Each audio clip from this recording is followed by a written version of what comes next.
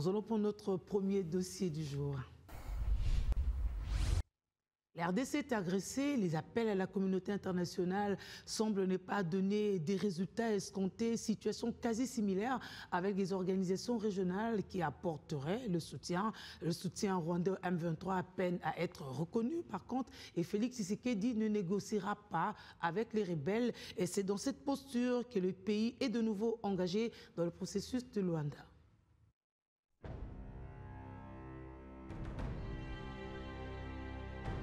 La RDC est à nouveau engagée dans le processus de Luanda. Dans le but de réussir la paix avec ses voisins de l'Est, le Rwanda principalement, réputé pour son soutien aux rebelles du M23 et de l'AFC de Corneille Nangaa. Ce mécanisme enclenché conjointement avec celui de Nairobi en 2021 est resté longtemps en veilleuse, à cause notamment du refus de Paul Kagame d'admettre son soutien à l'insurrection dans la partie orientale de la RDC. Malgré les preuves tangibles sur la présence de son armée sur le sol congolais, occasionnant mort d'hommes et pillage des ressources naturelles, le leader rwandais a continué à nier les faits, qui sont par ailleurs documentés par les experts des Nations Unies. À plusieurs reprises, nous avons condamné publiquement les incursions des forces armées rwandaises dans l'est de la RDC, le soutien apporté au M23, un groupe qui a perpétré de terribles atrocités contre les civils, y compris des violences sexistes. Le Rwanda doit changer son comportement, sinon l'ONU doit réévaluer la crédibilité du Rwanda en tant que participant constructif aux opérations de maintien de la paix. Comment le gouvernement compte-t-il mener ces nouvelles négociations à Luanda? Discuter ou dialoguer avec les ennemis, mais à quel prix? Quels sont les résultats qu'il faut envisager après ces négociations? Il n'y a-t-il pas d'autres solutions proprement congolaises pour résoudre la question de l'Est de la RDC? C'est la base de l'équation que tout le monde veut comprendre.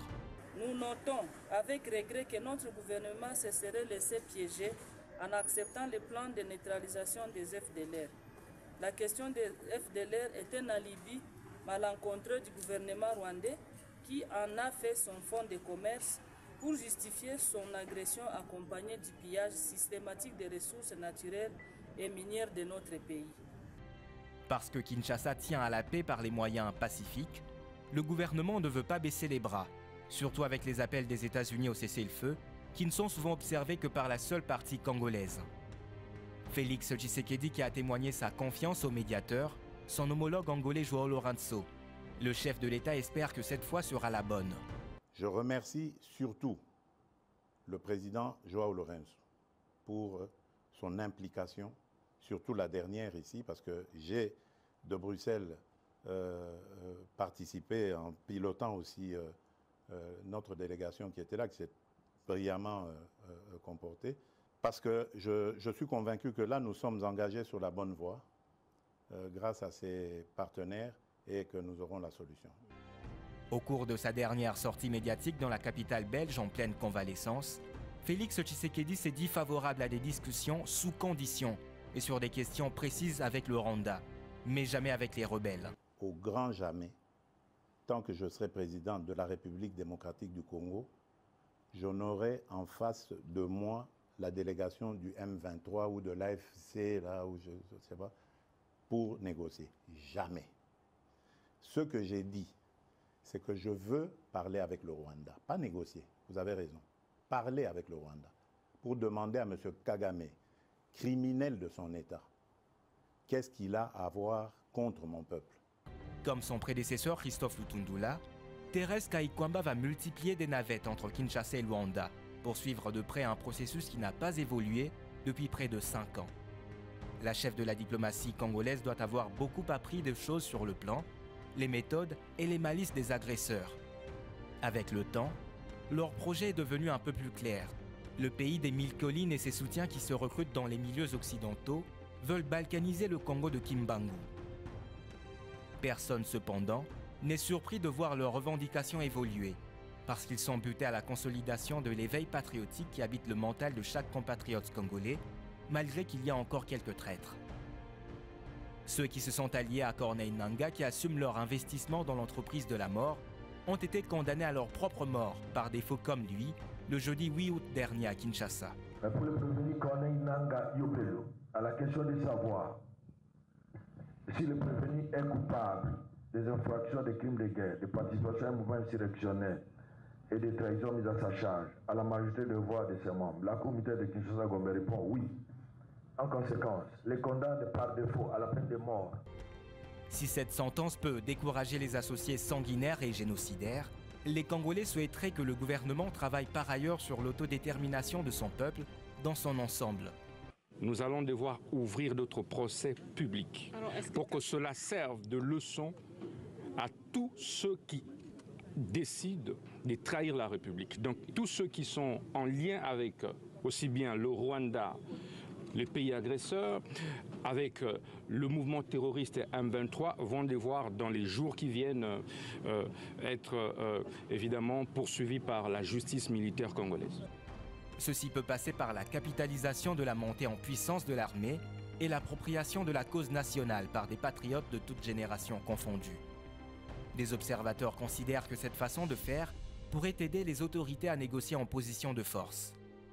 Au gouvernement congolais de revoir le commandement dans les zones opérationnelles en Ituri, Nord Kivu et Sud Kivu, et dans les zones opérationnelles, organiser le suivi mixte et mensuel des fonds destinés aux opérations militaires. Cette mission de suivi mixte doit être composée des élus du peuple, du gouvernement, de l'état-major général et de la société civile face aux allégations de détournement des fonds dans les zones opérationnelles. Au peuple congolais de demeurer vigilant, de soutenir nos forces de sécurité et ne pas pactiser avec les ennemis de la nation. Mais réussir le dialogue avec le Rwanda, derrière qui se cachent ces supplétifs, il faut mettre sous pression tous ces soutiens du bloc occidental. Paul Kagame, qui s'est inventé de nouvelles raisons qui s'apparentent vraies, n'a pas encore renoncé à ses attitudes manipulatrices. Et jusqu'à preuve du contraire, la RDC est encore loin d'attirer le regard de la communauté internationale, qui fait fi de son cas.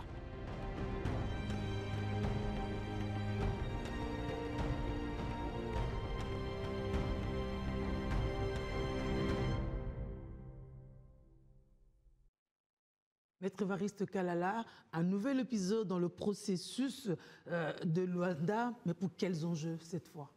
Non, mais la paix. La paix et encore la paix. Je pense qu'on ne va pas se fatiguer de poursuivre cette paix qui nous est tant chère.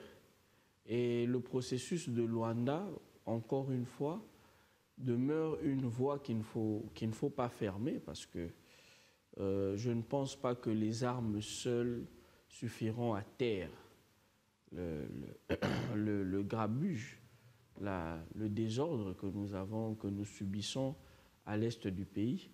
Et d'autant plus que les agresseurs sont connus et identifiés, je pense que discuter avec eux pendant qu'on s'organise pour inverser le rapport de force, c'est très important. Ce processus est essentiellement politique. Comment est-ce que vous appréciez les relations politiques entre le Rwanda et la RDC pour donner la chance à l'issue favorable? Mais vous savez que le Rwanda, c'est un pays voisin. De base, on est destiné à vivre à côté l'un de l'autre. Mais malheureusement, aujourd'hui, le Rwanda, depuis un certain temps, est dirigé par des criminels qui s'en prennent au Congo et aux Congolais pour des raisons économiques. Et nous sommes en train d'y travailler parce que nous avons trouvé à notre accession au pouvoir la machine, ça veut dire la machine d'État empêtrée dans cette situation-là. Et nous sommes en train d'en ressortir de manière sûre et définitive. Pas de négociation avec le Rwanda, dit Félix Tshisekedi, plutôt il va parler avec Kagame. Pas de négociation avec le M23, plutôt la peine de mort contre Corneille Nangaa et consorts de l'AFC. Ça ne jouerait pas en notre défaveur, parce que là, il s'agit de la rébellion, l'AFC. Oui. Non, mais comme vous le dites, les ponts ne doivent jamais être coupés. Même dans les guerres les plus sanglantes, il y a toujours des ponts qui demeurent. On va parler, on va discuter, comme le président l'a dit, mais en toile de fond, c'est le rapport de force. C'est le rapport de force. Et nous y travaillons. Je pense que le changement de la direction politique de l'UDPS, ça veut dire avec le secrétaire général ad interim. C'est parmi les questions brûlantes sur lesquelles nous allons nous pencher en toute urgence. C'est-à-dire que de voir comment le parti qui est implanté sur toute l'étendue de la République peut venir en appui à l'action gouvernementale sur cette question. C'est-à-dire que cette fois-là, il y aura une position claire de l'UDPS par rapport à la politique sécuritaire, ce qu'on avait travaillé. On a toujours eu une position claire. C'est vrai que le management qui vient de quitter, qui vient de céder la tête du parti, avait ses méthodes et nous pensons qu'il faut d'autres méthodes aujourd'hui pour pouvoir être un peu plus efficace. Thabo Mbeki signait que la solution à la crise de la RDC n'était pas militaire, mais essentiellement politique. Et c'est un peu ce qui va être réouvert tout à l'heure. Mais ces échanges, pour ne pas parler de négociations, n'est-ce pas ouvrir la voie au brassage, au mixage? Mais comme le président l'a dit, il n'y aura pas, et je fais foi à sa parole, il n'y aura pas de négociation avec ces rebelles. Il n'y aura pas de brassage, parce que c'est justement tous ces brassages passés qui nous ont affaiblis, qui ont affaibli l'appareil militaire et l'appareil sécuritaire. Donc je pense qu'ils doivent savoir qu'il n'y aura plus jamais ça. Il n'y aura plus de négociations de ce genre-là. Et comme le président Mbeki pense que la solution est essentiellement politique, ça le serait s'il n'y avait pas des hommes en armes sur le territoire congolais. Ils violent, ils pillent les richesses congolaises. Je pense que le rapport de force est très important également.